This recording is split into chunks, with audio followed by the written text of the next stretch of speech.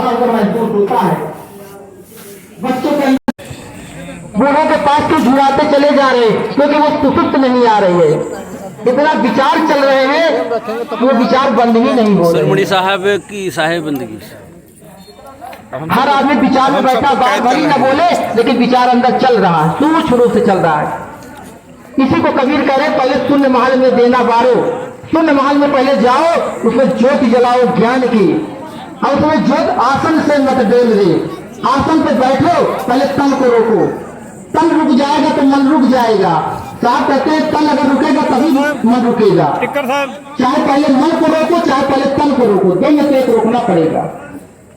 क्योंकि तन के चलाए मन चलता है, हम तनों को चलाए मन चलता है, दोनों को चलाए चलता है। साहब कहते हैं किसी विधि से तो पहले तुम आसन से मत डोलो। तन जाएगा तो मन पहुंच जाएगा प्रगट में। 10 मिनट हुआ है, नहीं जाएगा भले भागता है, भागने दीजिए, तो कभी कोई पकड़ नहीं पाएगा।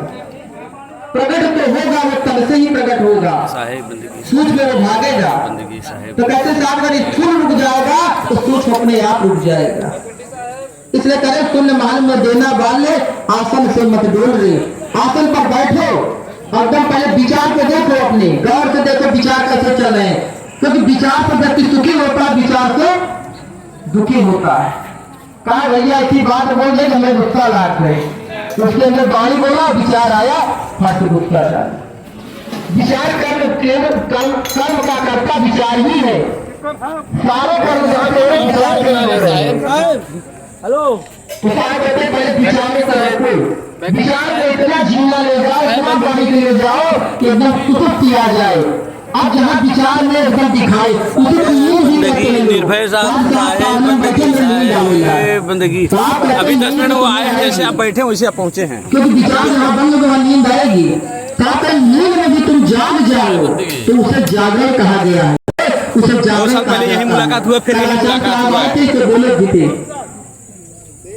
नींद के विषय में। तो जागरण में सोते में जो जाग जाए उसे जागरण कहते हैं। नहीं आप सीढ़ी पर पहुंच गए, सोए गए, मंजिल तक पहुंच ही न पाया। तो साहब कहते शून्य में बैठो, आसन से मत डोल रहे। आसन को पहले रोको। उसको हमारे सामने साखी दिया सूत्र के माध्यम समझाने के लिए। तन फिर मन फिर सूरत निरत फिर हो कहा कबीर का बात की चलन रहे। तन फिर मन फिर सूरत निरत फिर हो कहा कबीर का बात की पालन पकड़ो। आपके पला मारे जो काल की जो पीड़ा है वो आपको नहीं पकड़ेगी। क्योंकि विचार से ही प्राय दुखी हो रहा है, तो विचार से ही वो दुखी। तो विचार में पहले चेंजिंग लाओ।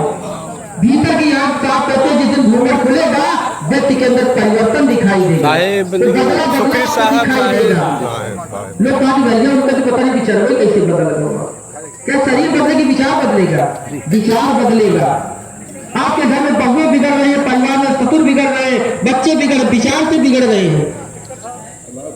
क्योंकि विद्यालय में शिक्षा दी गई चीजों की, पदार्थों की, उसमें आत्म ज्ञान नहीं दिया गया है। इसलिए विद्वान गलती कर सकता है, ज्ञानी नहीं गलती करता है। विद्वान उसको कहते हैं जो अक्षर को पढ़ लिया है तो, लेकिन उसका अनुभव नहीं है। इसलिए विद्वान जितने लेके पढ़ा लिखा गलत काम करते हैं, शायद अनपढ़ व्यक्ति नहीं करते हैं।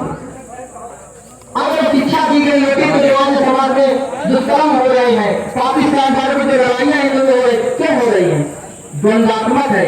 किसी को द्वंद्व कहा गया, द्वैतवाद। द्वैत माने जहाँ दो होंगे वहाँ द्वंद्व रहेगा।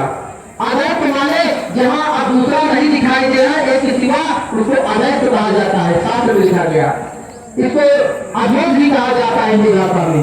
अभेद माने जहाँ भेदभाव ना हो, जहाँ दूसरा दिख ही नहीं तो भेद कैसे होगा? भेद क्या है?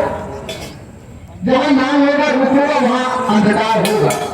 इसलिए जगत में जो जागृत अवस्था है ये अंधकार से युक्त है। आंखें तो खुली है लेकिन अंधकार में है। साथ कहते एक ऐसा अंधकार जहां छाया है दूसरा उसमें कोई प्रवेश नहीं कर सकता तुम्हारे सिवा। बाहर में तो तुम्हें कोई भी जगा सकता है, लेकिन जहां भीतर में कोई चेतना है तुम्हें स्वयं जागना पड़ेगा। इसलिए जिन्होंने जागा उन्होंने भागा है, सब तो नहीं भाग गए। जिसकी आंखें खुली उन्होंने अपनी आंखें खोली है, दूसरे की आंखों को नहीं खोली है। क्योंकि पर्दा सत्य के ऊपर नहीं है, पर्दा हमारी आंखों पर है। कभी उसे घूंघट शब्द का प्रयोग कर रहे हैं, घूंघट का पट खोल तुझे पिया मिलेगी। वो साधारण स्त्री का घूंघट की बात नहीं कर रहे हैं। स्त्री का घूंघट आके नहीं दिखा दे रही, घूंघट उठाओ चेहरा दिखने लग जाएगा। उस आंसू की बात नहीं कर रहे हैं, पर्दे की बात कर रहे हो। वो पर्दा तुमने अपनी अज्ञानता का डाला। इसलिए साथ में आप शून्य महल में देना बाल है, आसन से मत डोलो। जब आसन से नहीं डोलोगे तो आप में ऐसा आनंद उसमें उठेगा। मधुर मधुर शब्द धन मानो बीच ये मूर्तन कोई आदि ब्रह्म अभिगत दर्शाई।